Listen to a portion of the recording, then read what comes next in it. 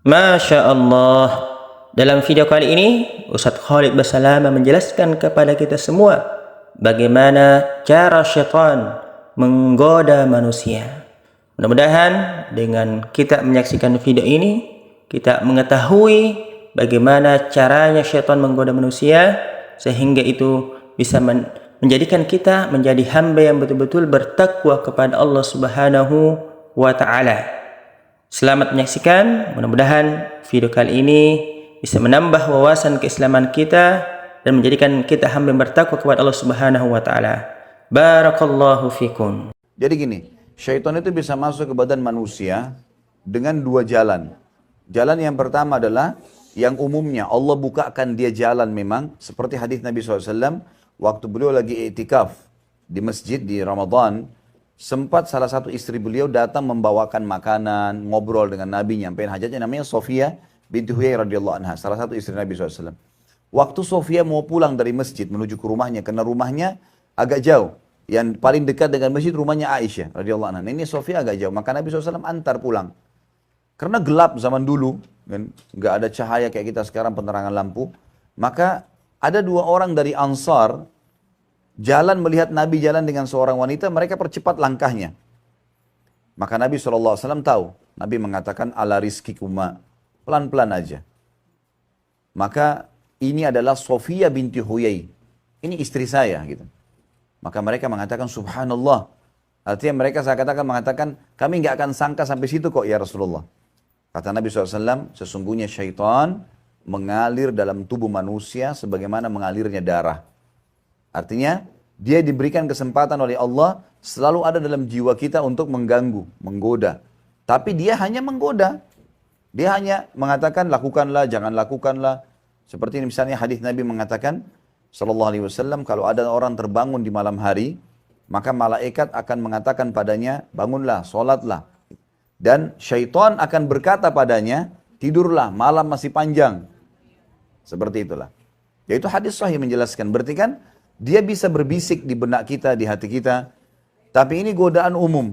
Godaan. Dia bukan menguasai, dia godaan umum. Ini pintu yang pertama dan ini semua orang ada. Terutama dari korin dia, pendamping dari syaitan. Karena kata Nabi SAW, kita semua ada korinnya. Lalu para sahabat mengatakan, korin maksudnya dari syaitan ya.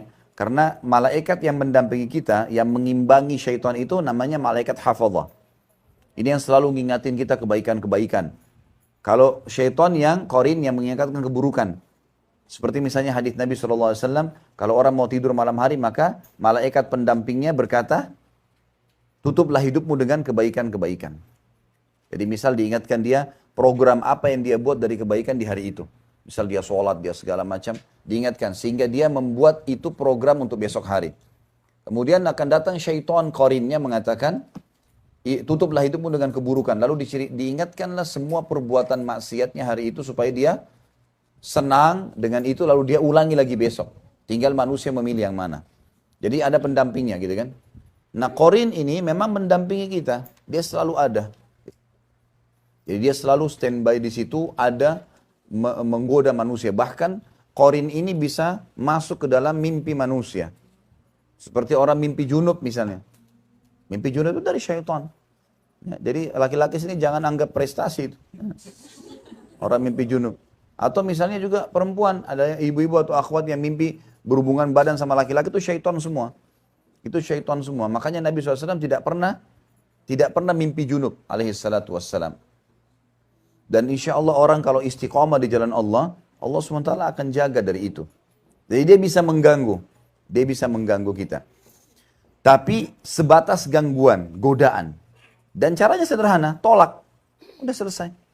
Kamu begini-begini, enggak, saya enggak mau. A'udzubillahi minasyaitonirrajim. Tolak saja. Syaitannya enggak bisa menjelma. Kalau kita disuruh berzina misalnya lalu menjelma, tarik celana kita atau enggak bisa. Enggak bisa buat apa-apa dia. Ini qarin tadi. Yang kedua pintunya dari sihir. Nah, kalau sihir agak berbeda. Kalau sihir ini ada batas-batas, ada sesuatu yang dia bisa nguasain di jiwa manusia itu. Jadi dia akan lebih mempengaruhi jiwa manusia karena syaitan ini dikirim dari luar oleh penyihir dan dibantu oleh si korin. Jadi mereka kayak memang mengkonspirasi untuk menyusahkan orang ini gitu. Membuat dia selalu sumpek, membuat dia jauh dari Allah. Seperti tadi kasus misalnya, jelas kamar mandi itu, kita selalu kalau masuk kamar mandi berdoa, Allahumma inni a'udzubika minal khubuthi wal khaba'ith. Ya Allah jauhkan kami dari syaitan laki-laki dan syaitan perempuan. Kata sebagian ulama, kalau orang sudah selesai hajatnya nggak boleh lama-lama di kamar mandi. Karena memang itu hajat saja, mandi atau buang air, itu keluar, gitu kan. Maka itu adalah tempat di mana syaitan berkumpul. Kalau ada orang mengikat dirinya seperti ini harus diruqyah. Harus diruqyah, gitu kan. Harus dibacain ayat-ayat ruqyah, dan saya sarankan Bapak bisa hadiahkan buku, ada buku judulnya Doa Ruqyah. Itu diterbitkan pustaka, kalau nggak salah ada di sini kok. Di tempat Ibu Ami ada. Bisa beli kemudian dibacain saja. Suruh bacain gitu kan. Ya, itu Allahu alam godaan syaitan. Jadi dia bisa masuk. Nah, kalau sihir harus dengan ruqyah. Tidak cukup dengan a'udzubillahi minasyaitonirrajim. Yarhamkallah. Jadi tidak cukup dengan isti'adzah, tapi harus dengan ruqyah, karena memang ruqyah diajarkan oleh Nabi SAW untuk mengobati itu.